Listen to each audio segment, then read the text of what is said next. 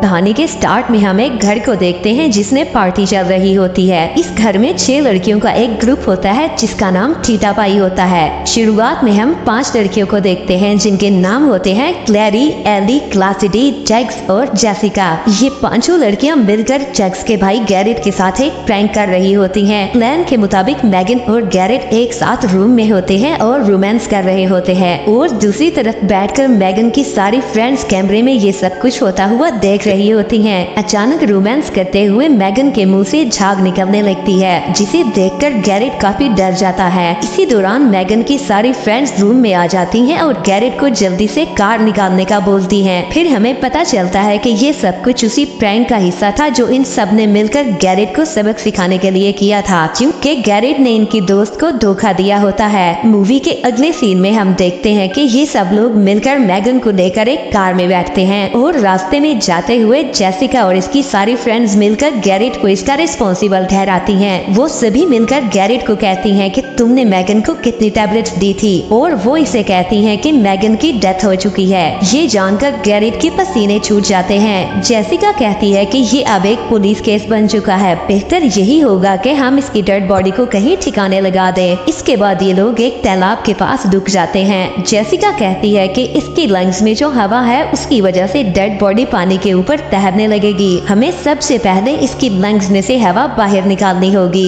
ये कहकर वो लोग एक नुकीला पत्थर ढूंढने लग जाते हैं। ये सभी लड़कियां मिलकर आपस में बात करती हैं कि इस ड्रामे को कब खत्म किया जाए और इन सब बातों से बेखबर गैरेट, जो के बेचारा नशे में भी होता है और काफी डरा हुआ भी होता है, वो गाड़ी में से टायर रॉड निकालता है और उसे मैगन के सीने में घुसा देता है। ये देखकर सभी लड़कियां बहुत डर जाती हैं और मैगन को बचाने की कोशिश करती हैं, पर बेचारी मैगन वहीं पर दम तोड़ देती है। ये एक ऐसा प्रैंक था जो कि अब रियलिटी में बदल चुका था। कैसिडी रोते हुए बोलती है कि हमें ये सब कुछ पुलिस को बता देना चाहिए, लेकिन जेसिका कहती है कि पुलिस को इन्फॉर्म करने से हम सारे फंस जाएंगे और हमारा कैरियर तबाह हो जाएगा। कैसिडी को छोड़कर बाकी लड़कियां जेसिका की बात से एग्री करती हैं। ये देखकर कैसिडी दूर जाकर पुलिस को कॉल करने लगती है। ये देखकर जेसिका मैगन को कैसिडी का जैकेट पहनाकर एक कुएं में फेंक देती है और साथ ही वो टायर रॉड और मोबाइल को भी फेंक देती है। जब कैसिडी वापस पहुंचती है तो वो सब मिलकर ये इल्जाम उसके ऊपर लगा देती हैं। जेसिका कहती है कि हमने तुम्हारा जैकेट पहनाकर मैगन को कुएं में फेंक दिया है और जेसिका ने ये सब कुछ इसलिए किया था क्योंकि कैसिडी बार बार पुलिस को इन्फॉर्म करने का कह रही थी। अब वो ऐसा बिल्कुल भी नहीं कर पाएगी क्योंकि उसका जैकेट तो डेड बॉडी के साथ कुएं में है और अब अगर पुलिस आएगी तो वो कैसिडी को अरेस्ट करेगी और इस डर की वजह से कैसिडी बिल्कुल चुप हो जाती है और कुछ भी नहीं बोलती। और अब थीटा पाई ग्रुप मिलकर एक कसम खाते हैं कि वो इस इंसिडेंट के बारे में कभी भी किसी को नहीं बताएंगे। मूवी का अगला सीन 8 माह बाद का होता है जिसमें हम इन सारी फ्रेंड्स को ग्रेजुएशन की डिग्री पास करता हुआ देखते हैं, जहां पर कैसिडी का बॉयफ्रेंड एंडी ग्रेजुएशन की स्पीच देकर उसकी मदर और फादर से मिलने का फैसला करता है। ग्रेजुएशन सेरेमनी के दौरान वहां पर मैगन की छोटी सिस्टर मैगी आ जाती है और उसे वहां देखकर एली बेहोश हो जाती है। मैगी भी इस पार्टी पर आने के लिए उन्हें इंसिस्ट करती है, पर ये सभी लोग उसे आने से मना कर देते हैं। इसी दौरान इन सभी के मोबाइल पर एक मैसेज आता है जिसमें वो उसी टाई रॉड को देखती है जिससे मैगन की डेथ हुई थी।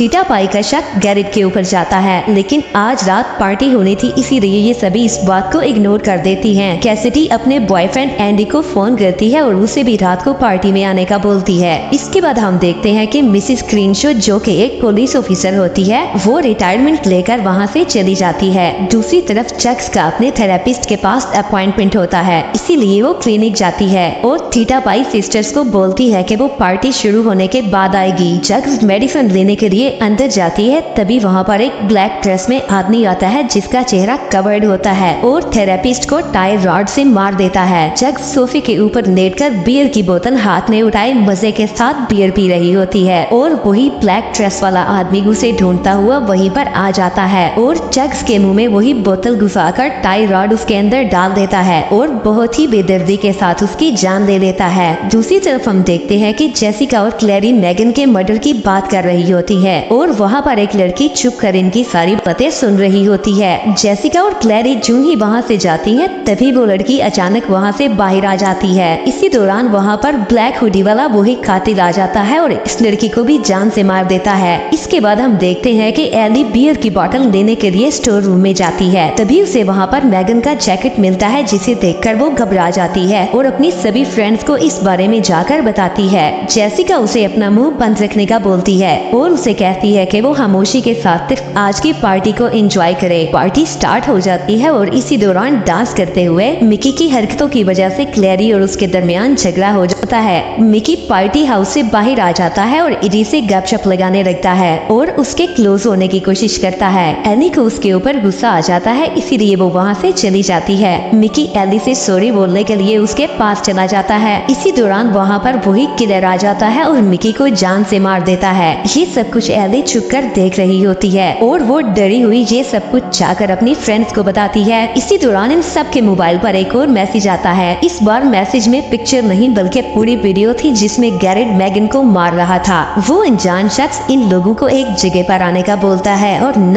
आने पर ये वीडियो पुलिस को दे देने की धमकी देता है। ये सभी लोग जल्दी से गाड़ी लेकर वहाँ से निकलने लगते हैं। तभी वहाँ पर मैगन की बहन मैगी आ जाती है, जो इन्हें पार्टी पर आने का बोलती है, पर ये सब उसे वहीं पर छोड़कर चली जाती हैं। वहाँ पहुंचकर ये देखती है कि वहाँ पर गैरेट खड़ा है और उसके हाथ से खून निकल रहा है। वो सभी वहाँ पर खड़े होकर आपस में बातें कर रहे होते हैं। तभी जेसिका उसके ऊपर गाड़ी चढ़ा देती है, क्योंकि उसे लगता है कि सबको इसी ने ही मारा है। क्लेरी जल्दी से गैरेट का मोबाइल चेक करती है तो उसे पता चलता है कि वो सब मैसेज इसे भी आए हैं। यहाँ पर ये बात क्लियर हो जाती है कि गैरेट किलर नहीं है। अब इन लोगों को शक मैगन के ऊपर होने लगता है, इसीलिए ये सभी अब उसकी डेड बॉडी चेक करने के लिए जाते हैं। कैसिडी कुएं में उतरती है पर उसे वहाँ पर मैगन की डेड बॉडी नहीं मिलती, पर एक मैसेज लिखा हुआ मिलता है, थीटा पाई मस्ट डाई। अब मैगन ही असल किलर है ये मानकर वो सभी लोग सिक्योरिटी हाउस आ जाते हैं, जहाँ पर पार्टी खत्म हो चुकी थी। कैसिडी एंडी को कॉल करने लगती है, तभी उसे चक्स का मैसेज आता है कि वो पार्टी पर नहीं आ पाएगी। कैसिडी की वजह पूछने पर वो इसे रिप्लाई करती है, क्योंकि मैं मर चुकी हूँ। इसके बाद वो सब अंदर जाते हैं और क्लेरी वो बबल टब बंद करती है। तभी उसका पाँव वायर में फंस जाता है और उसे कोई अपनी तरफ खींचकर वहीं पर जान से मार देता है।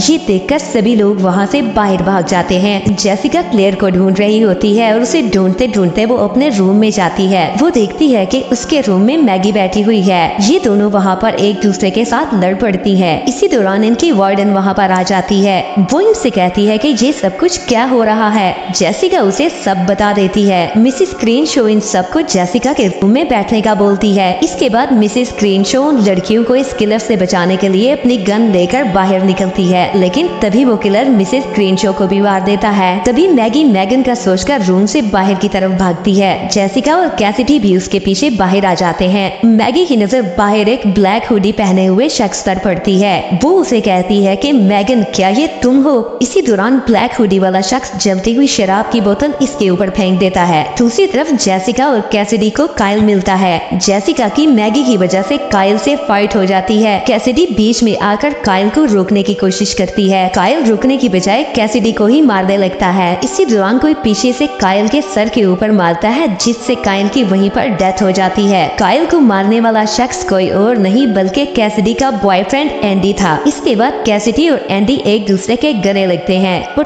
तभी एंडी की जेब से वो टाई रॉड निकलता है और जेसिका उसे इशारा करती है। हकीकत में वो ब्लैक हुडी वाला शख्स एंडी ही था, जो एक एक करके इन सबको मार रहा होता है। और यहाँ पर एंडी इन लोगों को बताता है कि मुझे ये सारी बातें इली ने बताई थी और ये सब कुछ उसने कैसिडी को बचाने के लिए किया, ताकि मैगन के साथ जुड़े हुए सभी प्रूफ मिट जाएं। इससे पहले कि जेसिका कुछ बोलती, एंडी उसके मुंह में आयरन रॉड घुसा देता है और उसे जान से मार देता है। जेसिका की इतनी भयानक मौत देखकर कैसिडी बहुत ज्यादा डर गई थी। एंडी यहाँ पर इसको बोलता है कि अब जस्ट सिर्फ इली ही बची है और ये दोनों मिलकर उसे ढूंढने लगते हैं। एंडी और कैसिडी डिफरेंट वेज में जाकर उसे ढूंढने लगते हैं। कैसिडी इली की हेल्प करती है और वो मैगी को भी आग में जलने से बचा लेती है। ये सभी मिलकर अब वहाँ से भागने की कोशिश करती हैं, पर तभी एंडी इन्हें वहाँ से भागता हुआ देख लेता है और वो कैसिडी को पकड़ लेता है। कैसिडी इली को वहाँ से भागने का बोलती है। एंडी यहाँ पर कैसिडी को बोलता है कि मैंने तुम्हारी खातिर इतने लोगों की जान दी और तुम मुझे ही धोखा दे रही हो, और वो उसे मारने की कोशिश करता है। और जो ही वो उसे मारने वाला होता है तभी इली मिसेस क्रीनशो की राइफल उठाकर उसे गोली मार देती है, जिसके बाद एंडी आग में गिर जाता है और वहीं पर उसकी डेथ हो जाती है। पूरा सिक्योरिटी हाउस जलकर तबाह हो चुका था और इस हाउस से सिर्फ कैसिडी, एली और मैगी ही जिंदा बाहर आ टीटा पाई थी। इसके बाद हम 15 माह बाद का सीन देखते हैं और सिक्योरिटी हाउस जो जलकर तबाह हो गया था वो फिर से तैयार हो चुका था और वहाँ पर पार्टी चल रही थी। फिल्म के एंड पर हम एक आदमी का कटा हुआ बाजू देखते हैं। कटा हुआ हाथ देखकर हम समझ जाते हैं कि ये शख्स कोई और नहीं बल्कि गैरिड है, जो कि इस सब का बदला लेना चाहता था और यहीं पर ये स्टोरी एंड होती है।